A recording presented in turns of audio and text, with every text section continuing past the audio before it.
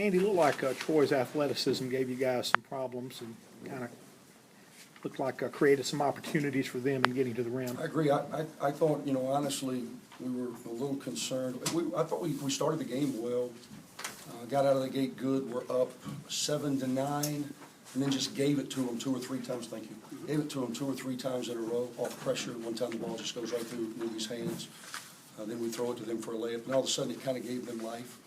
Struggled with our shooting in the first half. I thought we were standing on the perimeter way too much, which is the whole intent of that matchup zone, to try to keep you on the perimeter where they have matched up with you. Second half, I thought we did a much better job of attacking, putting pressure on the rim.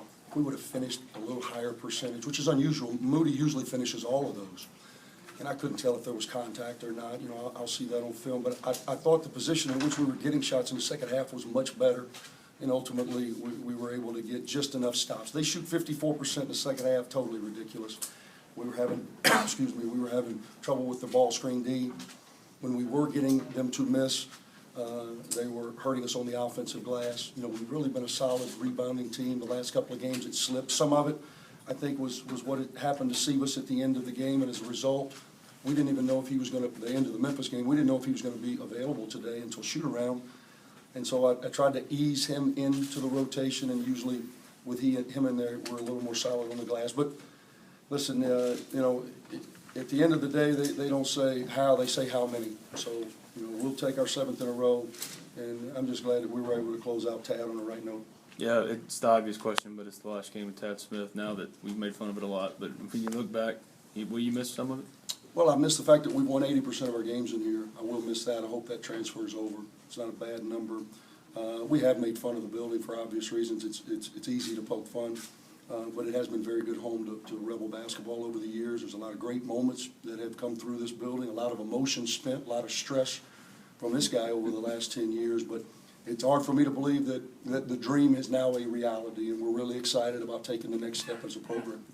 What will that be like for you to walk into that new building, not only to see it, but to coach in it? Everybody likes new things. When we walked into the FedEx Forum, we went over the night before so we could get shots, and we walked in the front, and you walk in that, and you just get a feeling of pride of, man, it puts a little pep in your step because it's a first-class facility. Ours obviously won't be at that scale, but I think you're going to get the same feel. When you come in, there's going to be pride. There's going to be pride of ownership, which is really what I've always wanted. I'm really appreciative of the fans coming out today and giving us support, giving us energy, without which I'm not sure we could have gotten to number 10 at this point in the season. And my hope is that energy will carry over into the new place.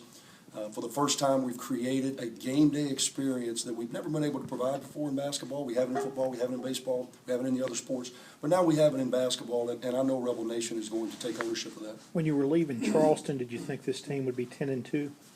I try just to stay in the moment. I preach that, and so I try to live it with the team, honestly. It's just day in and day out of trying to get better, and I think we have gotten better. We've certainly now solidified Stephen Moody as our point guard. This is not some temporary fix. He's what we're going to do. Our rotations are starting to become more solid. Dante Fitzpatrick, I was able to play him a little bit early. He's a guy that's going to help us in a number of ways. It was good to see Terry Brutus moving without limping, being athletic, which gives us another body on the front line. These guys will take a much-needed break for the next 3 or 4 days. We'll come back on the night of the 26th and start preparing for SEC play. Tomas Giallo took 18 shots. Would you say his confidence is building getting out there? I hope so, man. I want him to take those because those are the ones that the game gives you. I think there's times that we say, okay, I'm going to do this or do that. You have to take what the game gives you.